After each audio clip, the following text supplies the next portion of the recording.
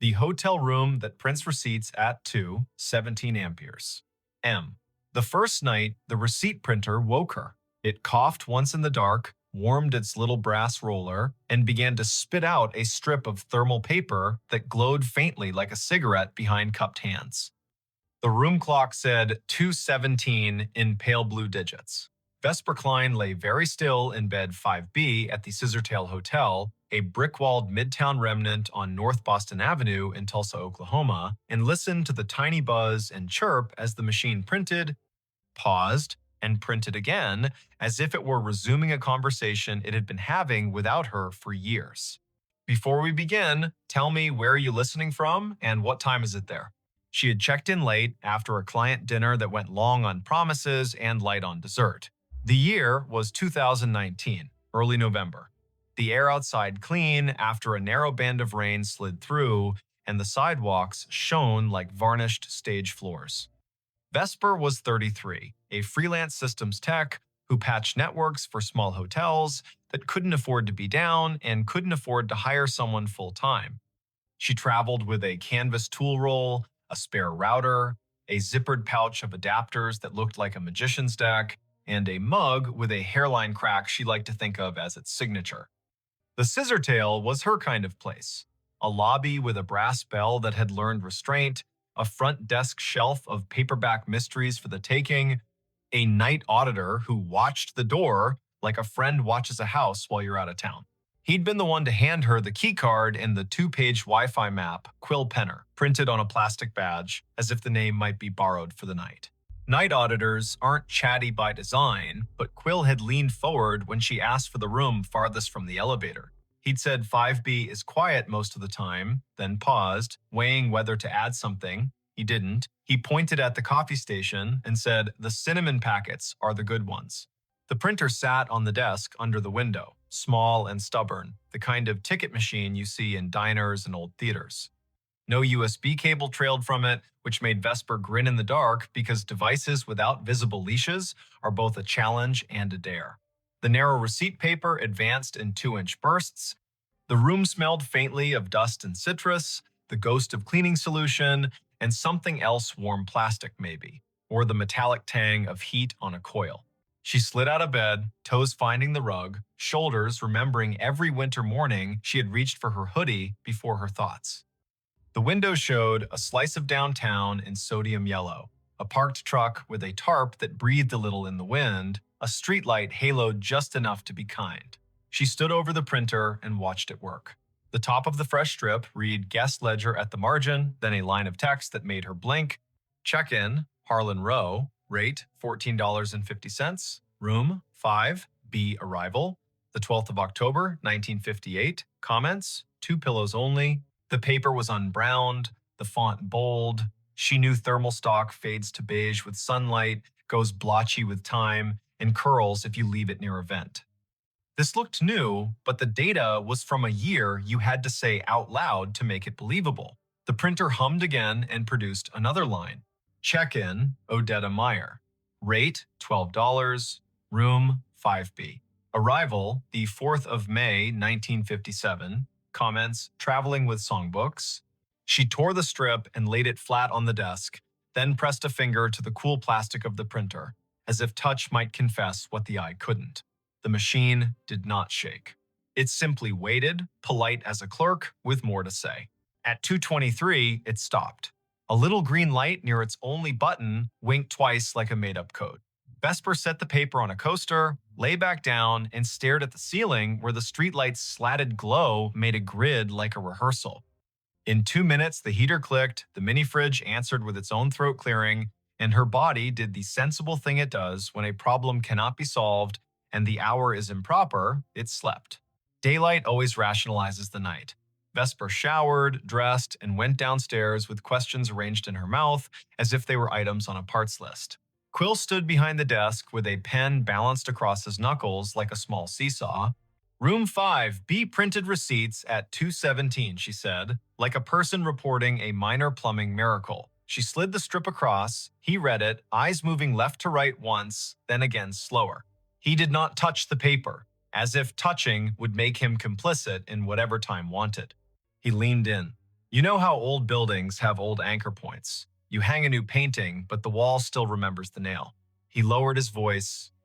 That room was a manager's office back when this place was the Francis Motor Lodge. They kept the ledger in there, typed out receipts on a half-width machine bolted to the desk. At close, they printed a roll of check-ins for the night, tore it, and rubber banded the strip to the hardback ledger.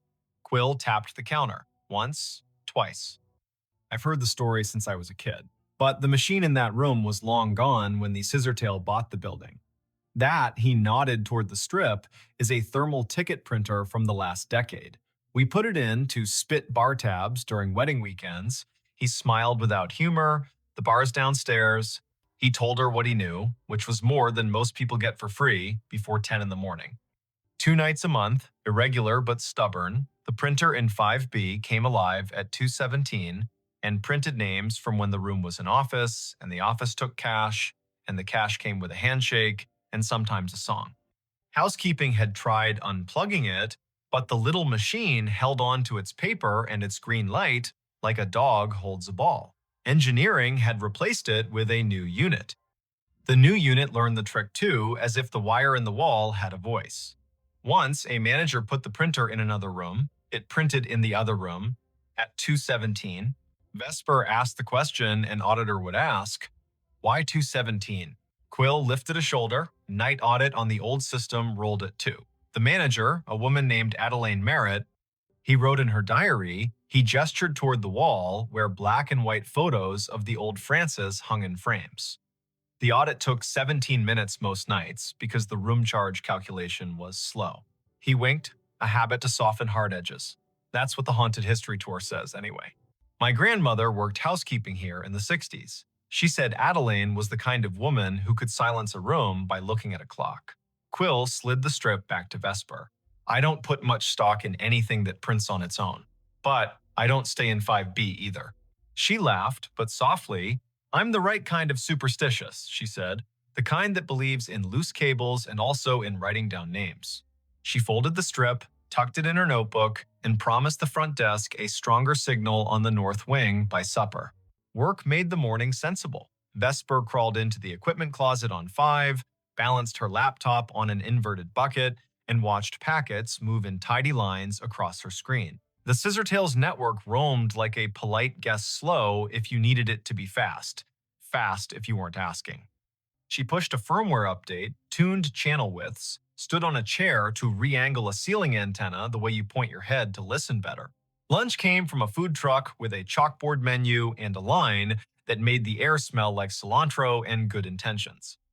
She ate on the loading dock, the sun finding her cheekbones and telling her to stop worrying about things no one pays you to worry about. The second night, the printer coughed at 2:17 on the dot. The room's clock, which she had not trusted since it flashed 12:12 after she plugged her phone charger, matched her wristwatch exactly. The printed strip listed names, again, 5 this time, each with a rate that made the era plain. Miguel Corrado, Della and Sten Bay, Bellamy H. Cross, Traveling Sales, G. Whitlow. The comments field sometimes added a phrase that felt like a quotation. Traveling with songbooks, baby sleeps light, keep the radio low. She tore the strip and laid it beside the previous one. The heater ticked its approval. She sat cross-legged on the rug, laptop open, the printer's power cord draped across her thigh. If it's a room ghost, she murmured, it should ignore me. If it's a network ghost, I may as well listen. Her laptop saw the printer as a simple thing on the subnet, a networked ticket device with a default login and a queue history that should have been empty and wasn't. Vesper scrolled. A job log rolling back months logged exactly 2 entries each night with the flag source, Legacy. Someone had written a silly little module into the Scissortails aging property management system, a module that echoed old file structures for nostalgia tours during October. She'd seen that kind of thing done for fun. But this module contained descriptors she didn't recognize. Ledger spool, carriage return key, ribbon jam. These were words from a different machine.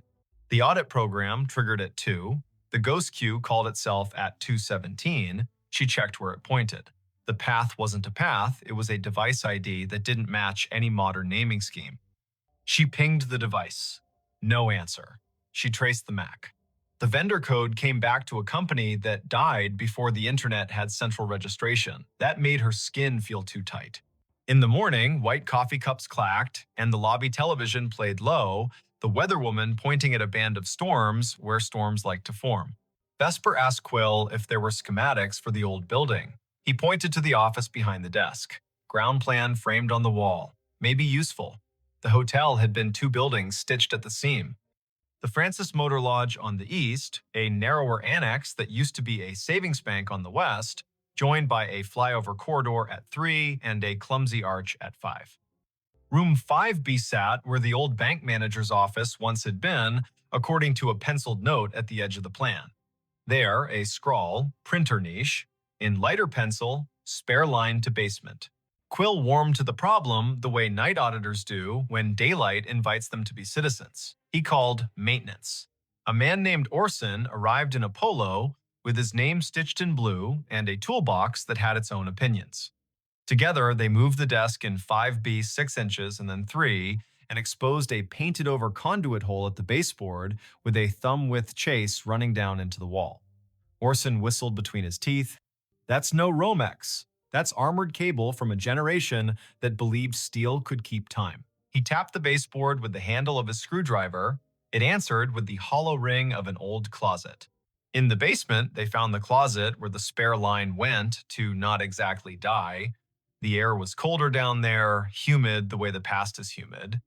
A metal cabinet stood against the wall, padlocked, a gray panel humming like a neighbor practicing scales. Orson tested the lock with a pick he swore he hadn't lost. The door swung open. Inside, another little printer sat, twin to the one upstairs, its power indicator dark, its paper roll neat as a submitted term paper. A thin cable ran from a bracket down into a conduit box with 2 stories to tell. One was modern CAT cable, patched to the scissortails switch. The other looked like fabric-insulated wire on lead. Orson touched it with reverence and withdrew his hand. You shouldn't be alive, he murmured to the box. Then he turned to Vesper. Want me to pull the breaker for this room tonight at 2:15? See if it stops. She shook her head before she quite knew why. The motion felt rude. Let me listen once more, she said. Then, if it's a loop, we cut it. The third night, nothing is supposed to happen. Patterns prefer 3 as a way to make you distrust them. Vesper made tea in the room kettle with the cinnamon packet Quill had sworn by. She texted her brother a photo of the printer and a caption that read, Haunted Bar Bill. And he sent back the shrug emoji that meant, I love you, but weirdness is your brand. At 2:17, the printer began, but this time the sound rode a breath of air cold enough to raise her arm's small hairs. She stood close enough for the paper to curl against her knuckles and read each line as it arrived. Check-in. Adelaine Merritt. Rate. Comp. Room. 5B. Arrival. The 12th of October, 1958. Comments. Night audit. She reached for the strip and her fingers trembled, mildly, like a person handed the microphone at a small funeral. The machine whirred without printing for a count of 6, then resumed, the font just a touch lighter. Check-in. Quince Palmer. Rate $9.50. Room 309. Arrival the 12th of October, 1958. Comments, meeting at dawn. The room held its usual choir, fridge, heater, hallway, ice machine, 2 turns down, but behind it all she heard a soft clicking. Not printer, not clock. Keys. The slow press and release of typewriter keys. Somewhere not in the room and not far enough away. She froze, because freezing is a way of letting more senses work. Her body made itself a listening instrument. The keys whispered. Again, 3 strokes. Pause. 2. The printer spit a final line. End of ledger. Prepared by A. Merritt. Time, 2:17 amperes, M. Vesper did what the body asks. She sat on the bed with the strip in her lap and waited for her breath to level. It did. The heater ticked, the fridge purred, the typewriter stopped pretending, the sound folded itself up and slid under the door. She slept because being a person who works with systems means you've learned to stack your fear on a shelf when there's nothing urgent to do with it. Morning turned the printer into a device again. She took the strip down to the desk. Quill stared at the word comp and the name he had heard his grandmother say on summer porches when the heat wanted out of the day. He asked to borrow the strip to show his manager, a woman with the fast walk gait of someone who plans 2 days all the time. The manager's name was Letha Croft, and she looked at the strip like a problem that could be solved with a memo. She was polite and firm. "We have tours on Fridays for the people who want goosebumps," she said. "We prefer to keep the goosebumps from rewriting our Google reviews." Vesper smiled, a tight little smile that said, "I won't post, I don't do that work, I just want to know what the wire knows." Letha sighed. The Scissortail was a college internship that never ended for her. The building was her thesis. She pointed at the framed photo behind the desk. Adelaine Merritt, hair pinned like a decision, stood at a wooden desk the size of a Buick, hand on a ledger book, face turned to a camera that had learned to respect her. The caption read, "Francis Motor Lodge, C1959, Night Manager." Letha lowered her voice. Family lore says Adelaine died at her desk in 2003 after the building had been empty 6 years because she refused to move a box when the bank wanted it. The family had the key to the back door from the old days. She snuck in sometimes to straighten things that did not require her. A neighbor saw her light. By the time anyone checked, the coffee had gone cold and she'd written the date on a yellow legal pad with a line under it, like an anchor. I don't know if the story is true. I do know names have a way of using rooms until you say them out loud and then they rest. That afternoon, Vesper sat on the floor of 5B with her laptop and a coil of patience. She sniffed the packets between server and printer and saw the little ghost job present a string of bytes at 2 minutes past 2, announce itself as ready at 2:16, and request the queue at 2:17 with a line that included a date spelled in words, not numbers. October 12. She set a capture to record it tonight. She did not know what she would do with the proof, but the act of capturing felt like putting a box around a wild thing without requesting its death. The fourth night, she did not sleep. At 2:16, the room gathered itself. At 2:17, the printer began. The first name landed like a quiet gavel, Harlan Rowe. Again, as if the ledger wanted to list the set that belonged with the date, as if the building had a playlist for that night and needed it to end correctly. The second name, Odetta Meyer. The third, Quince Palmer. The machine word, then it printed a line that wasn't a line she understood. Checkout, A. Merritt. Time, 2:17 amperes. M. Balance, $0. Drawer, locked. The room changed temperature by a needle's width. The way a body registers changes a thermostat does not. The typewriter sound returned, louder, as if the keys had moved closer, as if someone had rolled the desk chair to the doorway. Vesper stood. The bathroom light made a rectangle on the carpet. She turned it off and let the room be only the room. In the dark, a kind of courtesy arrived. She spoke to the space like a person speaks to a skittish animal. "I hear you," she said softly. "I see what you print. If you're finishing something, finish. If you need a witness, I'm here." The keys worked once, gently. The printer fed a final inch and stopped. The heater clicked off, as if called on.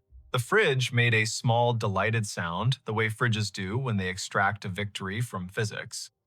Vesper lay down slowly, like a person trying not to wake a toddler, and watched the window make a square on the wall. She did not sleep much. She did not feel punished by that. On Friday, Quill called his grandmother. She came in with a smile that wore 80 years as if they were a favorite cardigan. Her name was Thalia Penner. She had hands that did hair buns right the first time and eyes that counted change without looking.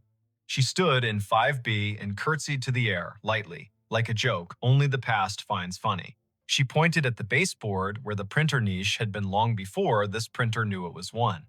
And she told a story the way people in the middle of the country tell them, in straight lines, with pauses for the parts that don't quite behave. Back when the Francis was a stop on the oilfield run, she said, Adelaine kept books for men who couldn't read receipts and kept rooms for women who didn't need to be asked why they traveled alone. She printed the audit every night, tore the strip, tucked it under the ledger ribbon, and locked the drawer. Her niece said she was proud of how long she could do the math in her headroom tax, city tax, discount for the flood man whose boots never dried. When the hotel closed in 1997, Adelaine kept a key. In 2003, she came in one last time to make the numbers even. She wrote the date, she drew a line. She put her hand to her chest like she was looking for a pen and fell as neat as folding a shirt. The firemen took 10 minutes to arrive. I put flowers on the door, and then the bank put a new lock on the door, and then time put dust on the lock and years on us all. Thalia reached out and touched the printer as if it were the hem of a dress in a department store window. Adelaine believed in drawers that closed, she said. It sounds like over again at 2:17, she gets to do that part, finish the roll, tuck it in, say goodnight to accounts. She is the kind of woman who would find that worth doing. Vesper spent Saturday building a workaround that no manager had asked for and no ghost could be fooled by. She pre-programmed a rule in the printer's network profile. At 2:16, the device would capture its own print job to a text buffer and email it to a special address she made for the Scissortail historian. Proof for people, paper for the room. At 2:15, she and Orson stood in the basement closet like two burglars having second thoughts. Orson touched the breaker switch. He looked at her. She did not nod. He did not flip it. Upstairs in 5B, the printer coughed, purred, and worked. Down here, the old gray panel vibrated, soft as sleep. At 2:20, Vesper's email pinged her phone with a single message. Subject, ledger. Body, 3 lines. Names, rates, the comp, the sign-off. Prepared by A. Merritt. Time, 2:17 amperes. M. She did not sleep that night. She didn't mind. She lay on the bed, hands behind her head, and watched the room recede from what rooms are in daylight containers, shelves, angles, and become what rooms are when you let them be churches. Limits, repetition, silence between notes. She thought about drawers, about the way her work was mostly closing things in the right order so strangers could open them and recognize what they saw, about how a hotel is a machine for forgiving you for not being home. On Sunday, she checked out. She left a thank you envelope at the desk with Quill's name written in neat engineer's block. In it, a printout of the email rule and a small drawing she'd made of the baseboard hole with an arrow labeled here, "The wire remembers." Quill held the envelope like it might be heavier than it was. Letha met her at the door. "I can't exactly put this in a maintenance request," she said, meaning the week Vesper had just spent listening to a machine be more honest than any of them owed their jobs. "But I can tell you what we can do. We can frame a copy of your email in the staff room and call it the drawer letter. We can show it to anyone who works past midnight and forgets that ending is a kindness. We cannot run a Halloween promo in 5B because some stories don't belong to customers. We cannot unplug the thing that works for someone who isn't here anymore." Vesper smiled. That's more than most places do for the living. She drove out of Tulsa with the radio off, south, then east, then north again, the planes rolling around her like a low lullaby. She stopped at a gas station where the coffee was too strong and therefore perfect. She called her brother to tell him a story with no real twist and therefore true. She didn't say the name of the printer because sometimes a tool deserves privacy. She didn't say the name of the woman who closed drawers because she had said it enough. She didn't say 2:17 because she had learned to say it in her head as a kind of vow to be kind to the people who work at that hour. Months later, back in Tulsa for a different job in a different building, she walked past the Scissortail one evening just before Christmas when the lobby held a neighbor party. A small tree wore strands of tickets in place of garland bar tabs printed for fun, red inked with dates and little notes in flare pen script. Quill waved from the desk, a Santa hat angled to keep his dignity. Letha stood by the fireplace talking to a city inspector whose expression said he had learned to sleep at last. On the stair, a woman in her 50s, adjusting an ugly sweater, looked at Vesper in that way strangers sometimes look at one another, as if they had agreed to be in the same hallway before they were born. Vesper stopped in for a minute. She drank cider from a paper cup. She left before anyone could ask for a funny story with a good ending. She slept at a chain hotel by the interstate where the printer in the lobby spat bills for bottled water and where midnight meant nothing in particular. At 2:17, she woke and smiled at the ceiling, not because any machine had called to her, but because she had trained her body to stand witness for a time that belongs to other people. She poured water into a glass and listened to the small sound it made when it met the bottom, hollow turning to full. She said the name she had been given as if returning a borrowed book. She slept again. If you ever find yourself in a hotel room and a device on the desk prints at a time that sounds like a secret, do what Vesper did. Don't yank the cord. Don't film it for the internet like proof is a currency and this is your chance to spend. Sit up, put your feet on the rug, read the names if names arrive. If you can, make a rule that gives the living something to hold a copy, a note, an email to a person whose job is to remember. Then, let the room have its paper. Let the drawer close. Say thank you to the time that isn't yours. The night staff everywhere will feel it like a hand they don't have to see. And if you must know, it goes like this. The little green light winks, the paper unfurls. The names Harlan, Odetta, Quince, Adelaine roll by, small and austere and whole. The room changes by a breath, the heater stands down, the fridge on duty hums, the typewriter in the wall or the idea of a typewriter slides one last carriage to the right and returns. The drawer locks. The ledger for that one night balances again. You will not have been asked to fix anything. You will not have been asked to believe. You will have been asked to witness. A job that counts. When dawn smears light along the window, when the city yawns and rolls, when the night auditor hands the keys back to daytime and goes home to sleep in a room with a plant that knows their voice, you will have been part of the smooth that makes this complicated world possible. Somewhere, a printer coughs once more, polite as always, and waits another 24 hours to do what it knows on the dot without apology. If, later, someone asks why a small hotel on North Boston Avenue keeps a finicky old ticket machine in a room that could rent for $2 more without it, you can say this. Not every device has to justify itself in money. Sometimes a machine is a ritual. Sometimes a ritual is a receipt that proves someone was here and did their work and went to sleep. And sometimes, at 2:17 in the morning, a woman who once locked a drawer she loved gets to do it again, which is as reasonable a reason as any you'll hear for anything that persists in this country, shaped by roads, rooms, ledgers, and the soft insistence of people who finish what they start. The 911 call that kept connecting after the funeral. They buried the phone with him because his mother asked them to. It had been his tool and his diary, the way people keep their whole lives in their pocket now. And in the week between the collision and the service, she said quietly at the kitchen table that she wanted him to have it. The funeral was on a brisk Thursday in late March in a small town along the Skagit River in Washington state, the kind of day that smells like thawed earth and rain on cedar. 2 days later, at 2:18 in the morning, the county's emergency line lit up with his number and the call connected as cleanly as if he were standing outside the dispatch center with a brand new signal. Before we begin, tell me, where are you listening from and what time is it there? Keely March was the dispatcher on the board that night. 36. A decade of night shifts wrapped around her bones like a habit she didn't try to quit. She knew the sound of every ringtone the county used, and 3 it no longer trusted.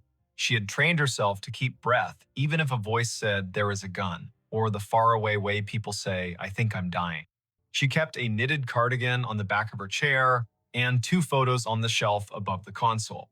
Her mother standing in front of Diablo Lake with her hair trying to fly away, and a Polaroid of a skinny boy with a chipped front tooth and a smile that looked like a dare.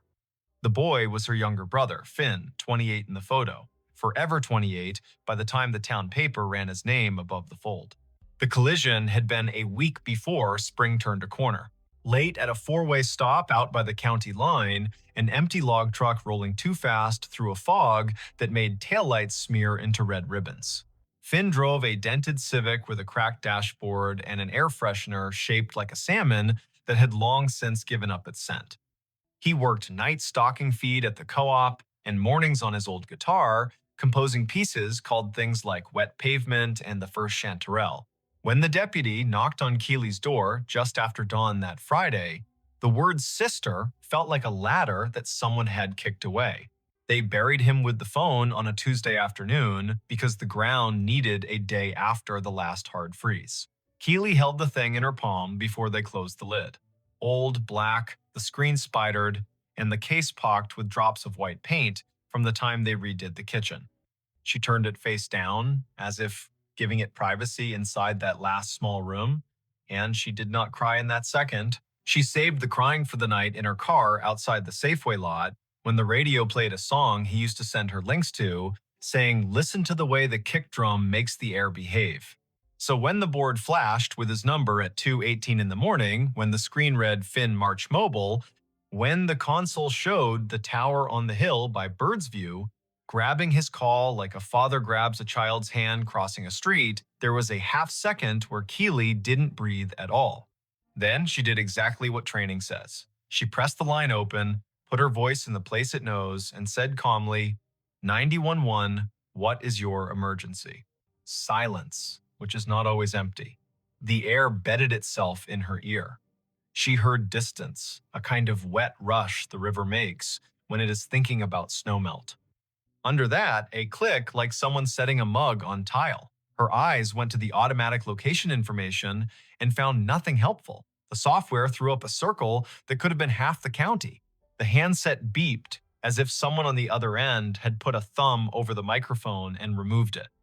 Then a sound arrived that she did not mistake, a short, soft, breathy laugh. The exact one a brother makes when he cannot help but find something funny, even in a room where the air belongs to grief. Keely's free hand had already found the little rosary of buttons around enter that she wore down with steady use. Her thumb wanted the panic of someone else. She kept it from that. She tried again. Can you talk to me? If you can't talk, tap once for yes, twice for no. If you are hurt, I need you to stay on the line. We are here with you. A small sound like wind through fur limbs rode the connection, then static, thin as a hair. The call timer hit 19 seconds, 21, 27. She probed the network with a key command. The number at the top of the screen did not lie, it was his. She sent a ping. The triangle on her map twitched half an inch and then flattened, embarrassed to have moved. The night supervisor, a stout woman named MrBall, who kept cough drops in a coffee mug painted with trout, wheeled her chair closer without rolling over Keely's headset cord. You good. It's his, Keely said, and felt foolish because the board already told them both. She tapped a line into the event note. Caller number displays as deceased subject. Open line, faint audio, possible misdeal from unknown handset, possible pocket dial from transferred number. Because the systems need this kind of vocabulary even when the body wants to type a prayer. The line stayed. The river sound rose and fell with the patience of a thing that had been working since the first melt in these hills. Twice the click. At 42 seconds, a voice so faint that her headphones might have invented it if she hadn't known the exact way it shaped vowels. A whisper before the word, the way he did when he wanted to speak quietly but his breath didn't know the trick yet. Key, he said. Then static erased whatever came next. She did what you do. You keep the line alive and you start the search without pretending you can command the search's heart. She thumbed a hot button that rang the on-call deputy cruising past Lyman. She opened the text box to the Fire District volunteers and wrote a plain message. Open line 911 from cell belonging to Finn March. Please stage at South Skagit Highway and mile marker 12. Listen for any audible cues. She sent it. She kept her voice in that pocket where calm is a bridge other people can cross. If you can hear me, Finn, give me anything, tap, breath, song, whatever you want. I'm here. I've got you. At 1 minute and 9 seconds, the line disconnected itself with the flat little goodbye that handsets make when they are tired of holding grief. MrBall squeezed Keely's shoulder. Not hard, just where the muscle under the blade flinches when you ask it to admit it's a muscle. Phones glitch, she said. The way you say a thing because you care about the person you are saying it to, not because the sentence is enough. It might be a number that got reassigned too fast.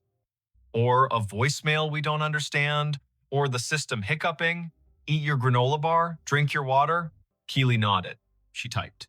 She called the carrier and reached a support tech whose voice was young and far away and trying very hard to be the right kind of helpful. He put her on hold while he consulted screens and a script. He came back with words that felt like pebbles. The phone was deactivated the day after the funeral. The SIM wasn't live. The number was in a 30-day limbo before being returned to the pool. No activity on the account, no pings, no nothings. He suggested, gently, that older consoles misreport. She thanked him with the flat politeness you give a person who has done their job thoroughly and still left you in the same room. At 3:31, the line lit again. Same number, same tower, same ring that used to show up when he called from outside the co-op in the rain. She connected. This time, the wind sound was larger, the way a body learns to be a room for weather. She said his name. She said her name, because sometimes that helps even with the living. The whisper arrived again, under a breath that made her think of the cold. Key, he said. Key. What key? Love. Tell me where you are. She could hear Maribel pinging the deputy, already turning him around toward the bridge at Minkler. She messaged the volunteer fire chief, a man named Boone, with a mustache that looked like the map of a meandering creek, and he replied with a thumbs up and the single word rolling, because that is how nights with radios and riverbanks work. The whisper came a third time. Key, box. Then the line shook itself off like a dog and was gone. At dawn, she drove home the long way, because the short way had too many pieces of memory stuck to it. She slept hard for 90 minutes and woke with the imprint of her headset still on her left ear. She showered and went to her mother's, sat at the table with the fruit bowl and the envelope full of sympathy cards that needed more than thanks in reply. She kept the things she needed to say in her teeth while her mother talked about potato salad and what to do with the clothes in his room. Then she let it out. Simple. His number called, last night, twice. I answered. Her mother's hand did that small pat-pat that says, I hear the pain, but I do not believe the sentence. It's grief, she whispered. It changes the way machines sound. Keely nodded, because there was nothing else to do with that sentence but nod back and put it in a pocket for later. That night, Keely traded shifts so she could be back on at midnight, the board under her hands like a piano that belonged to the county. At 2:16, she said quietly to the room, with no one in it but her, don't. And at 2:18, the line lit anyway. The event timer clicked into its 1 to 2 rhythm. She opened the call. The whisper came faster. Key, box, tread. She wrote the words down in block letters out of a reflex that felt like morality. She pushed her chair back an inch. Tread, she said, like stairs, like a step. A new sound crept in around the edge of the river. A hollow drum, regular, light. Keely closed her eyes. She knew that sound. Years of middle-of-the-night responses to houses with basements and water where it didn't belong. Sump pump, she said out loud, not to the caller, not to the room, just to the fact of sound. She typed, sump, pump, hum. Then another word arrived under the hum, not from the line, but from inside her own head, wearing the voice of the skinny boy in the Polaroid. Take the old key from the coffee can, sis, the one with the brass coin stuck to it. Box under the stair, third tread up, like we did when the lights went out in storms. She stood before she meant to. Maribel watched her, didn't stop her. Keely put the call on a hold that wasn't a hold and told Boone to swing a truck by her mother's house. She called her mother from the desk that sees everything. Don't be afraid, she said. I'm sending the volunteers to check the basement. Just wait for them. Don't go down alone. Her mother didn't ask why, which is one thing grief teaches. People you love get to make requests without explanation for a while. Boone's rig rolled up with its lights quiet. The volunteers went headfirst into that smell. Every Northwest basement owns bleach and wet and the memory of potatoes stored during years when the family didn't trust the store. Keely stayed on the line with the open nothing, her voice splinted into calm by a profession that forbids hysteria. The pump clicked. The whisper breathed once more and said a word she wasn't ready for. Sorry. Then, softly, don't be mad. Boone's voice arrived on the radio like a chair scraping back. Found it, he said, under the third tread.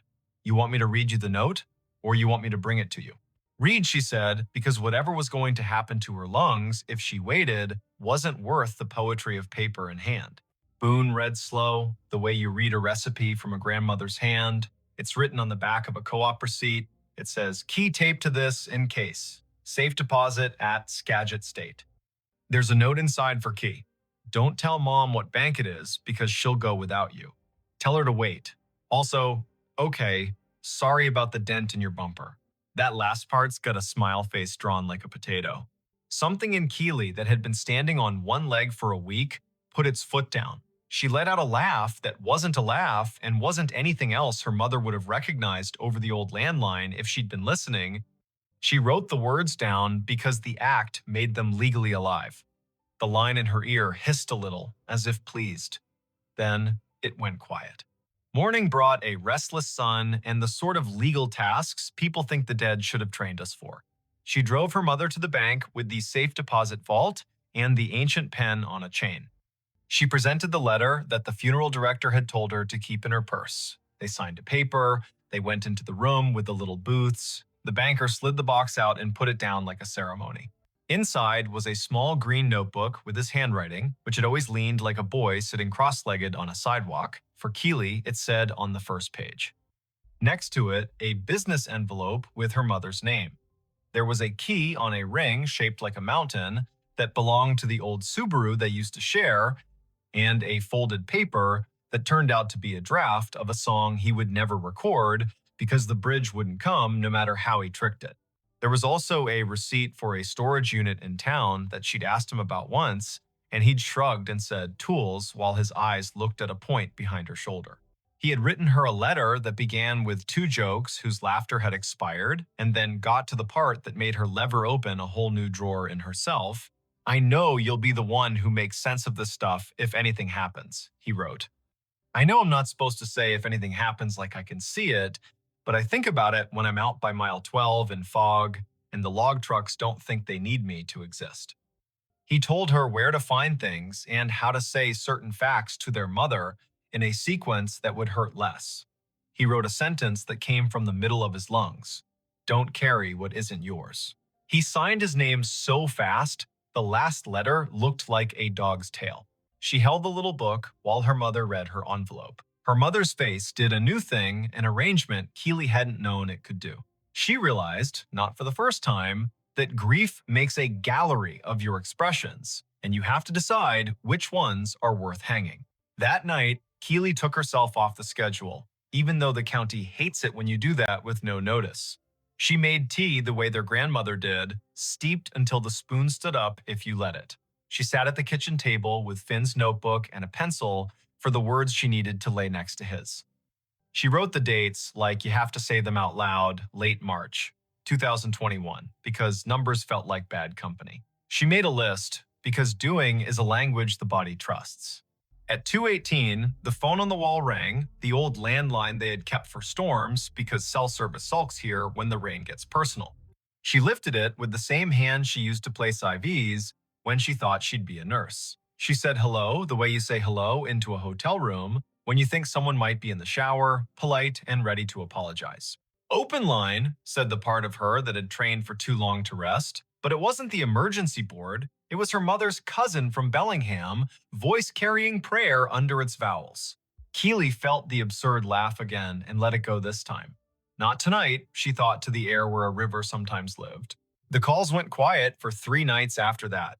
She dreamed the sump pump clonked in a steady heartbeat and that the water rose anyway, inching up the metal pole of the washer like it had a plan. She woke with her mouth dry and her eyes open, the way a serviceable person wakes when she has decided she will not let the day surprise her anymore. On the 4th night, the board lit at 1:10, not 2:18. Same number, same tower, same little pang like someone pulling 3 hairs from the back of her neck in the exact way a brother does when he wants you to feel a thing without associating the pain with him. She answered, now less afraid of the fact and more afraid of the day when the board would decide to stop being strange. This time, it wasn't the river. This time, a sound like tires on aggregate eased into her ear. She heard a blinker make an unnecessary music. She heard a rumble her body recognized as the mile-long freight that climbs the grade toward concrete and can be heard everywhere when clouds lay a lid over the valley. She said his name. The whisper didn't come. Instead, a voice she didn't know. Exhausted in that way, dispatchers measure with a ruler, not with pity.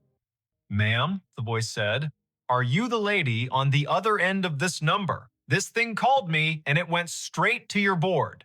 Keely did a fast thing with her hands that told the recorder to make a second copy. She said her name and her role. The man explained in the way tired men always do, with extra details they do not know are extra. He was a rail worker out past Birdsview, night shift, walking the line with a vest and a can of paint, and a patience that came from a man who had watched 3 friends leave town for no good reason. A phone lying by the ballast lit up bright white as a trout belly and slid a call to 911 before he could decide how to feel. He picked it up because of course he did. He saw the screen read Finn March because whoever the system was had a sense of humor. Where exactly are you, sir? She asked. And he told her the truth, the way only people at 2 in the morning tell you truths. Mile marker 11, point something, run outside of the line, by the old alder that looks like a witch if you give her a hat. She sent Boone with 2 men and headlamps and the desire to leave without needing to talk to anyone. They found the phone in a seam of gravel, half covered by ash from last summer's burn. No SIM, no battery, a thing not alive, and still somehow doing the work a thing does when asked correctly. The railman said he had watched a marten cross the tracks with the authority of a bishop, and that the phone had lit at his feet with no reason. Boone brought it back in an evidence bag, as if that would matter to anyone who keeps a room of labeled bags. Keely set the dead phone on the console like a votive. She stared at it 4 minutes and 40 seconds, and then turned it face down the way she had in the chapel with the roses and the smell of lilies that always go too far. She spoke into the radio to tell the volunteers to go home. She put a note in the event record that read in plain human, found object belonging to decedent, recovered at tracks near mile 11, turned over to family. The calls didn't stop. They thinned. They arrived on days when the river wore fog like a borrowed coat. They brought her directions she did not always want. It called once when she and her mother were at the storage unit with the overhead door that rolled like a prayer. Box on the right, said the whisper after the open line, and the pump hum and the small laugh had passed.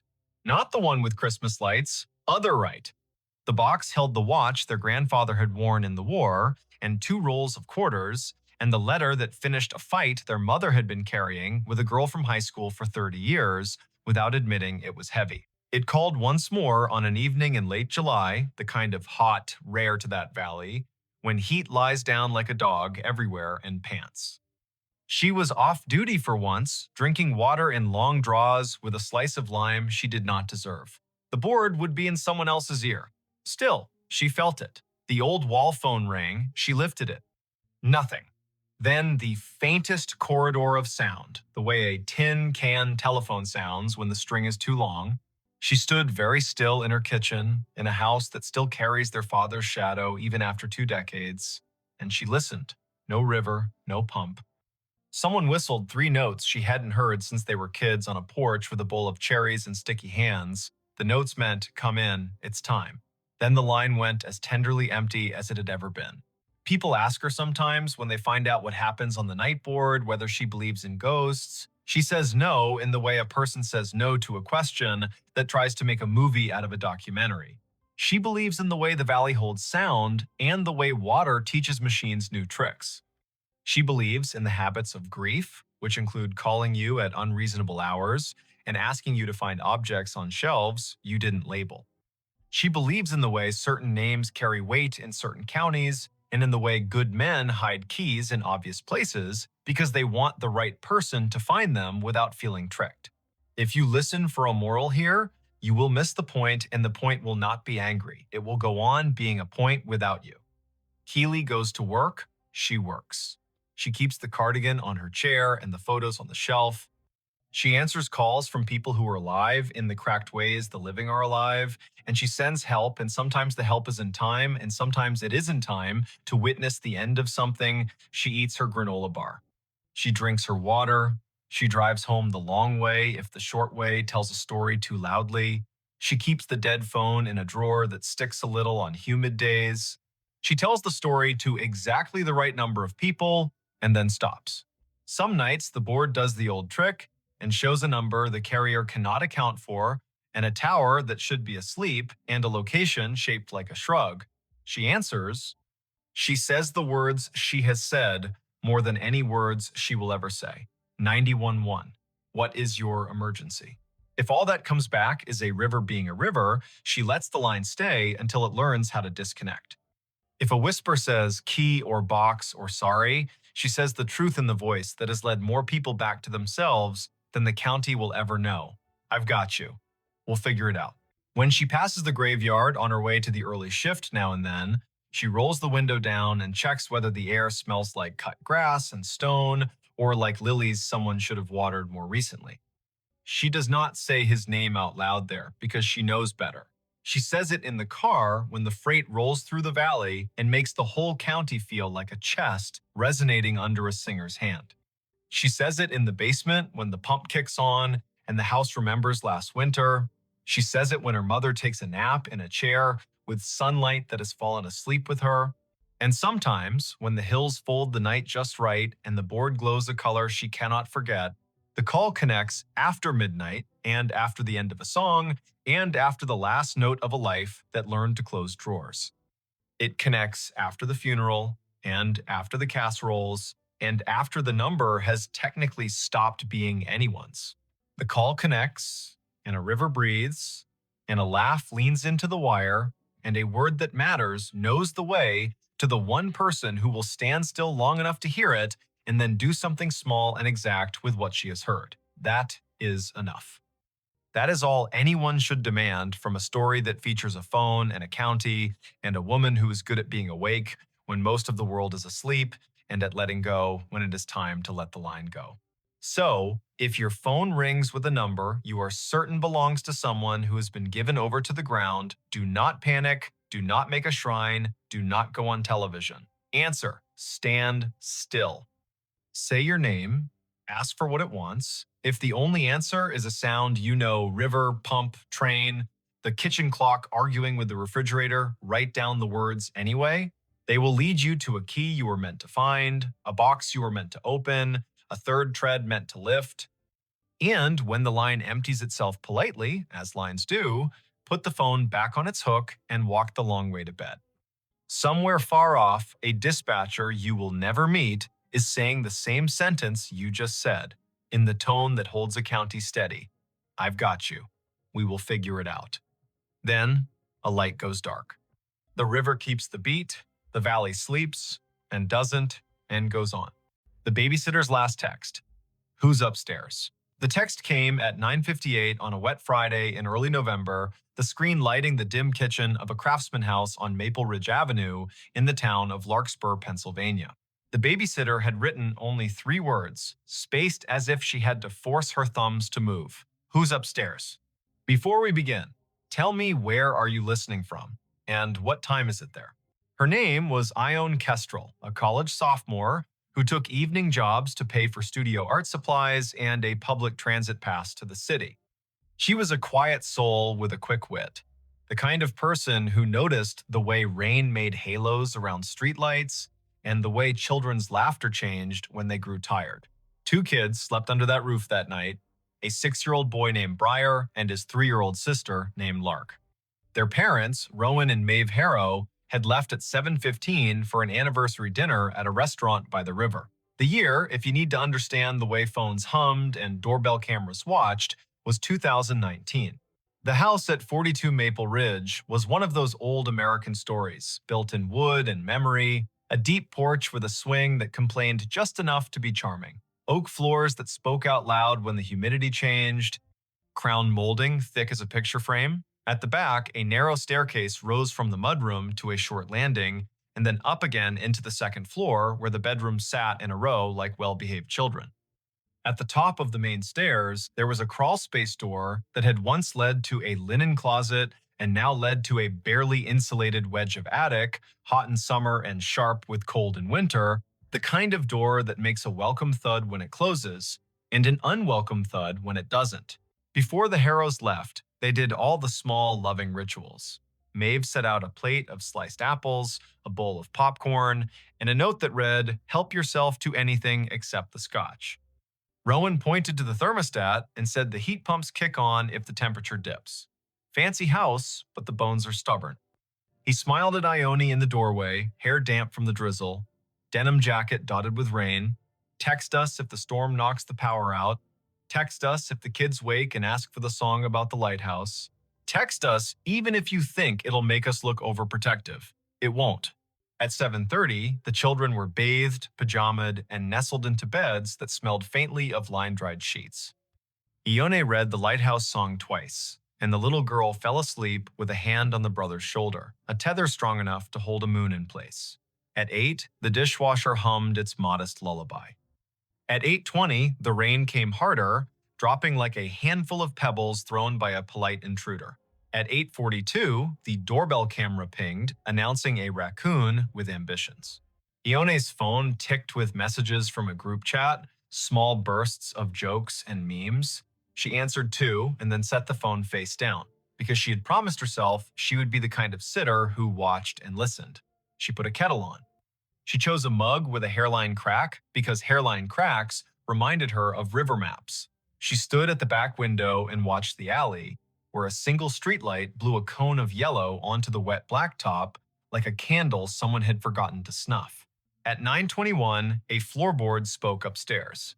It was not the sound of a child rolling over and not the polite pop of wood releasing humidity. It was a stepped-on sound, slow and weight-bearing, forward and then a tiny, deliberate back. Ione took one breath, then another. The kettle clicked off. The house returned to its normal choir. She checked the baby monitor screen. Two small forms slept. The greenish night vision painting dreams onto their faces. She told herself she knew old houses. She told herself wind can make timber say things it doesn't mean. At 9:36, the sound came again, above the kitchen this time, in the hallway between the children's rooms. One step and another. A long pause. Then the faintest scrape, as if someone had scuffed a shoe and then, embarrassed by the sound, tried to rub it out with the sole. The kind of scrape that turns the air thin. Ione lifted the house phone from its cradle because old houses carry old phones like relics. No dial tone because this was 2019 and the landline was a costume. She put it back and picked up her cell. No missed call, no alert from the doorbell camera. She opened the parent's contact, hovered, did not press. First, she would look, she would be careful. She would not give Rowan and Maeve a reason to race home on wet roads unless there was a reason. She climbed the back stairs because they felt less like a stage. Each step was shallow and careful. The rain softened to a hiss. Her breath became a guest she had to host with manners. At the landing, the air grew cooler. She could see down the short hall into the little boy's room, the lighthouse nightlight casting a steerable arc of white. She could see the girl's room door nearly closed, just enough to make a crescent, the way some children like it. She could also see the crawlspace door at the top of the main stairs. It was closed, latch turned. That mattered more than it should have. She waited. Sometimes the house wants to know if you have patience. Sometimes it will reward you with silence. Sometimes it will not. There was a third sound, not a footfall this time, but a breath. Not hers. Not a child's soft, open-mouth exhale, but the kind of breath that pauses at the end like it is tasting the air. It came from the darkness beyond the crawlspace door, except the door was shut. Ione felt the tiny hairs along her forearms confess themselves to fear. She stepped into the boy's room. He slept with his mouth open just a little, lower lip shiny. Good. She stepped to the girl's room. Little Lark had turned onto her stomach, stuffed rabbit tucked under her chin. Good. When Ione moved back into the hall, her eyes caught something at the far end where the light thinned. A strand of damp hair lay across the floorboards, faint as a pencil mark, a single narrow ribbon that did not belong to either child. It glistened. She knelt without thinking and picked it up. Cold. Clean. Long enough to belong to someone grown. She stood up too quickly and steadied herself with a hand on the wall. Her palm pressed into a nail head that had been painted over and sanded down so smooth it felt like a coin. She thought the oddest thought then. If I press that nail in, will the crawlspace door open by itself? She smiled at herself because fear makes even introverts dramatic in their own skulls. She returned to the back stairs, slow and exact, and only when she reached the fourth step from the bottom did she glance at her phone. The time read 9:58. The text she sent herself, as if letting the words exist outside her head could make them smaller, was only 3 words. Who's upstairs? She meant to send it to Rowan, she meant to send it to Maeve, she meant the message as a half joke with a serious underlayer. But the thumb that had learned to move fast learned the wrong dance. It went to her friend in the group chat, and by the time she realized, the message had already become a tiny flare in half a dozen pockets around town. Her friend replied with, "What are you doing?" and also joking, right? And also put them on speaker. Ione did not reply. She set the phone on the counter face up this time. She took the largest knife from the drawer and then immediately put it back because knives are not courage and courage is not noise. She chose instead a heavy flashlight from the mudroom shelf, the kind that doubles as a hammer. She clicked it on. The beam carved a clean white tunnel along the baseboards. She moved to the bottom of the main staircase now, because if fear wants you to circle, wisdom wants you to cross. The newel post was worn as a handshake, family photographs climbed the wall. A wedding photograph near the bottom showed Rowan in a blue suit and Maeve in a dress with sleeves that looked like light. Higher up, a picture of Briar in a lion costume, nap-flattened mane, grinning with the sincerity only a 6-year-old can manage. Above that, near the top, a framed landscape. The glass reflected the flashlight beam like a lid. Halfway up, she paused. There was that breath again. Not a cough, not a snore. A breath like someone who had been holding still too long and had to remind their body to keep doing the automatic things. The sound came from beyond the last step, in the shadow to the left, where the crawlspace door Saturday. It was closed, latch turned. She aimed the beam at the brass. The metal showed a fog that had not been there a minute ago, condensation, from a mouth that had exhaled near it. She kept her own mouth shut because you cannot take breath back once it is out. The latch moved. It moved too gently to be gravity. It made the tiniest metal-on-metal sigh. Then it stilled, as if the person behind the door had realized they had announced themselves and decided to pretend nothing had happened at all. Ione's voice, when it came, was not loud. It was firm in the way a music teacher's voice is firm when she asks a child to stop tapping the desk with a pencil. I'm a babysitter. The police are on their way. If you are a neighbor who has made a mistake, this is your chance to leave without me seeing your face. If you are not a neighbor, this is your chance to decide to be one. Nothing moved, but the house did a small thing then. It clicked. A sound traveled through the baseboards from kitchen to parlor like a cricket chirp. The refrigerator compressor had kicked on. The world had not narrowed to only this door. She stepped higher. She brought the beam closer to the latch. She did not touch it.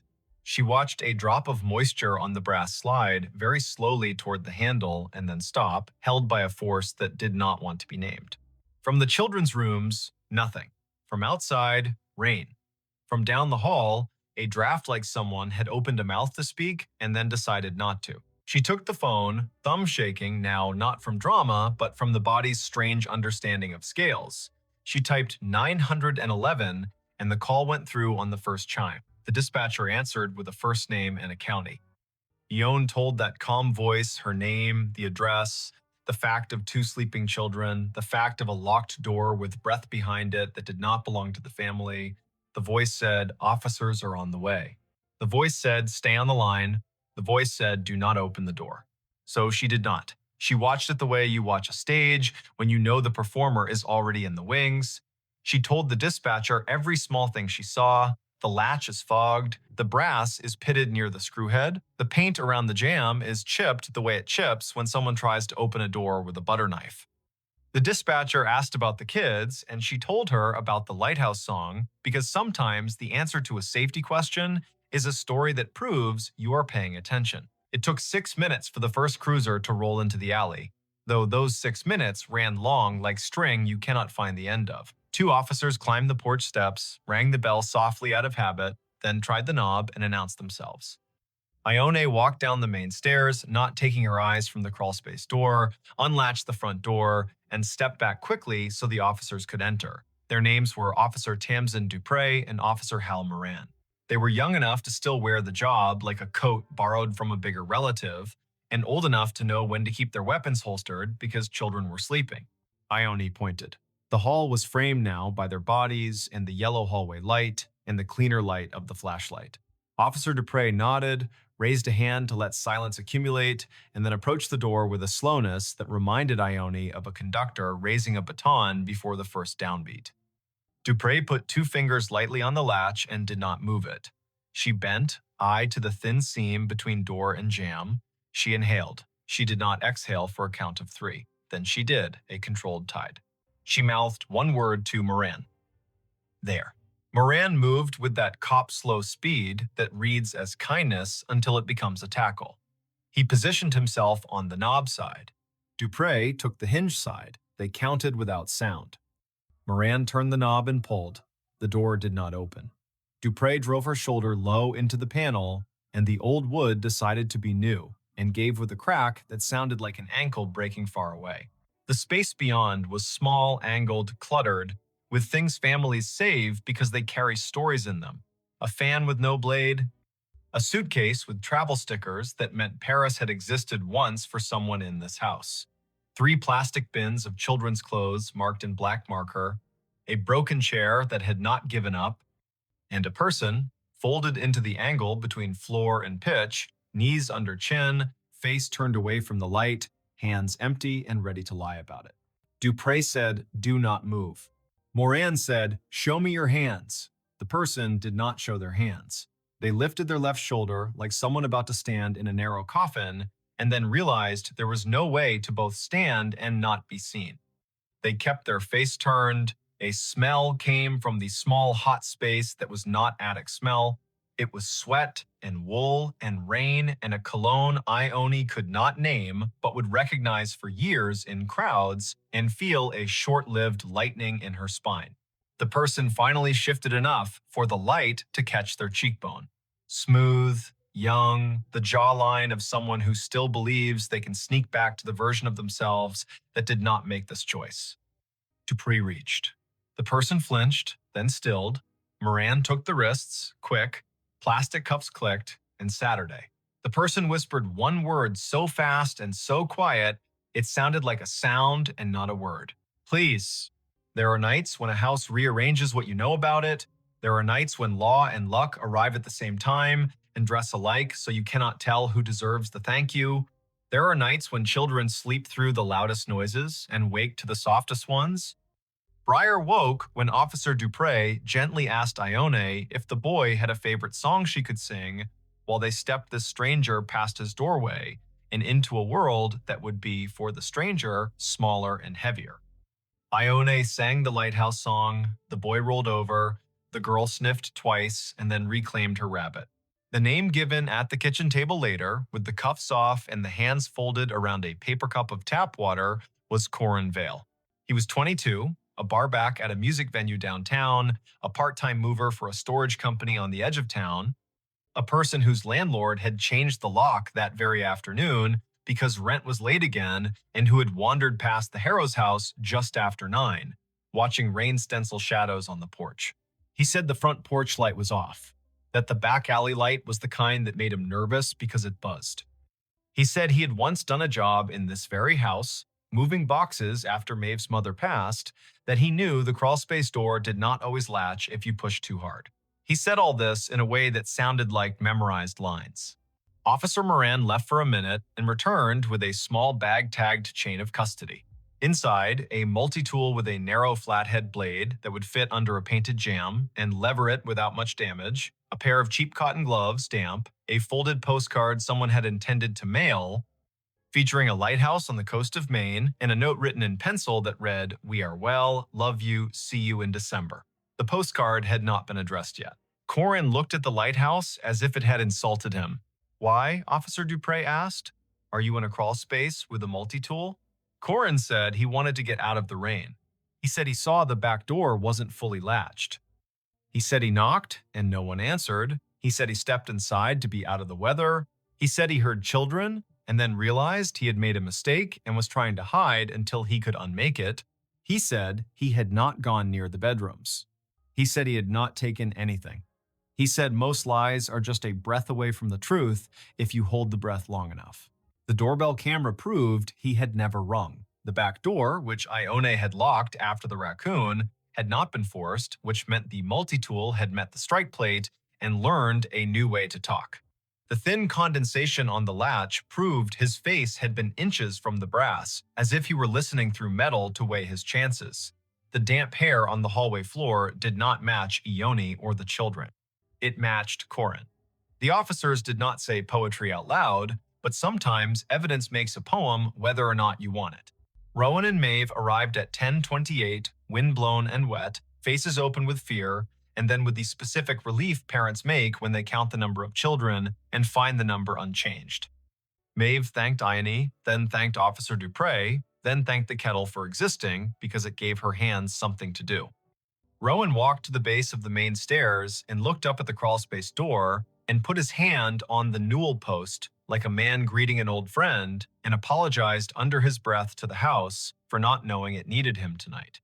The rain slowed. The streetlight outside defined every leaf as if auditioning them for a brighter job. Corin Vale sat at the kitchen table and looked smaller and then larger and then smaller again, the way a person does when they realize they have chosen a story they cannot revise.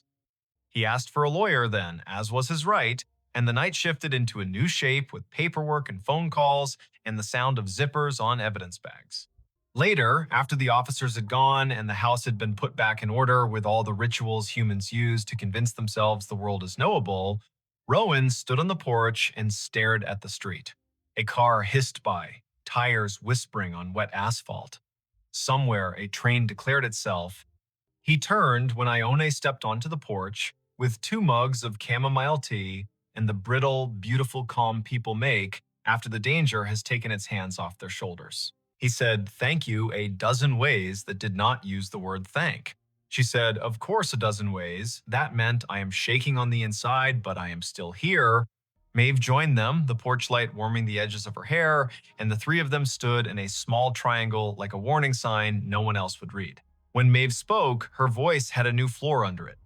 We will change the locks. We will reinforce that door. We will move the postcard basket. We will install a sensor that turns on a light at the slightest motion. We will do the things that let us sleep. Ione nodded and did not say that sleep would come with its own sounds now. The sound of a breath behind a door. The sound of a latch fogging. The sound of a floorboard speaking the truth. There is a detail the police report will not mention because police reports must make simple lines out of crooked nights. At 9:59, after sending the text to the wrong chat and before calling emergency services, Ione leaned her forehead against the cool plaster of the stairwell for the space of 1 heartbeat. She whispered something that was not quite a prayer and not quite a promise. Okay, if someone is up there, I will not be the person who opens the door and invites them in. I will be the person who names the danger out loud. Sometimes that is the whole difference. Not bravery that charges, but the steadiness that refuses to be tricked into being polite to danger. The next morning, the November sky tried on a bland blue and liked it. The town of Larkspur went back to the work of a Saturday. Kids in hoodies kicked at leaf piles. The bakery line wrapped twice around the counter. A woman in a gray coat standing by the river thought the water sounded like someone ripping silk very slowly and wondered who she would tell that to. Ione slept past noon and woke to a peanut butter text from Maeve, which read in that shaky grammar of gratitude, "Come by for dinner anytime. And also, I found your denim jacket on the porch swing. And also, there will be pie tonight if you want pie." She smiled and answered with too many thank yous and 1 yes to pie. She showered longer than she needed to, stood still in the water in a way that made time into a warm curtain, then dressed in gently clean clothes that smelled like detergent and a future. When she stepped outside, the air had that crisp, crisp edge. That means the first hard frost has already visited and left behind a postcard of itself on every windshield.